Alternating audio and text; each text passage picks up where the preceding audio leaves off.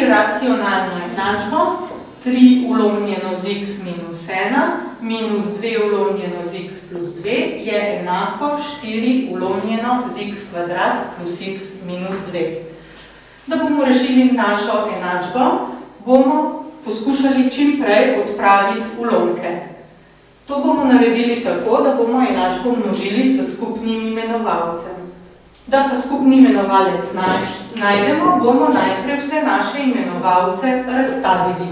Prvi imenovalec ne moramo razstaviti, torej ga samo prepišemo. Pri drugem ulomku je tudi imenovalec tak, da ga ne moramo razstaviti. Pri polinomu oziroma izrazu na desni strani pa lahko imenovalec razstavimo po Vijetovem pravilu na x plus 2 in x minus 1. Sedaj lahko enačbo pomnožimo s skupnim imenovalcem, ki je v našem primeru x minus 1 krat x plus 2.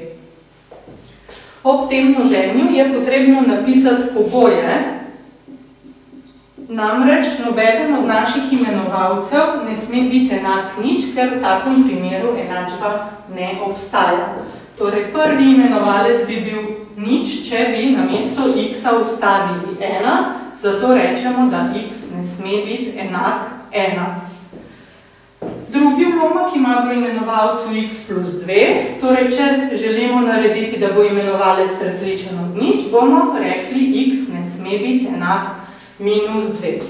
Izraza na desni strani sta enaka izrazoma na levi, torej ni nobenega drugega pogoja.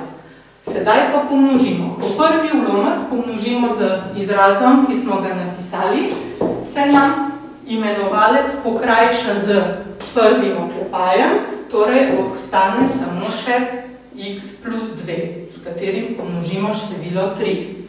Podobno naredimo pri drugem ulomku. Ko drugi ulomek pomnožimo z izrazom na desni strani, se nam imenovalec x plus 2 pokrajša za x plus 2 in ostane 2 krat oklepaj x minus 1. Je enako, ko pa ulomek na desni strani pomnožimo, se pa oba izraza v imenovalcu krajšata, tako da nam ostane samo število 4.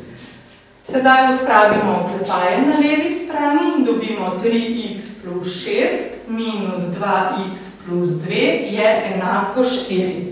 Enačbo uredimo, tako da člene z neznanko pustimo na levi strani, člene, ki ne vsebujejo neznanke, prenesemo na desno stran.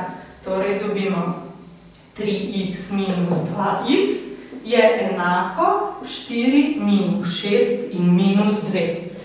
Izračunamo izraz na levi strani in dobimo x in izračunamo še izraz na desni strani in dobimo minus 4. Tako smo prišli do rešitve. Ne pozabimo preveriti rešitev s pogoji, ker smo izračunali število, ki ni enako takemu pogoju, ki ne sme biti. Torej, naša rešitev je število minus 4.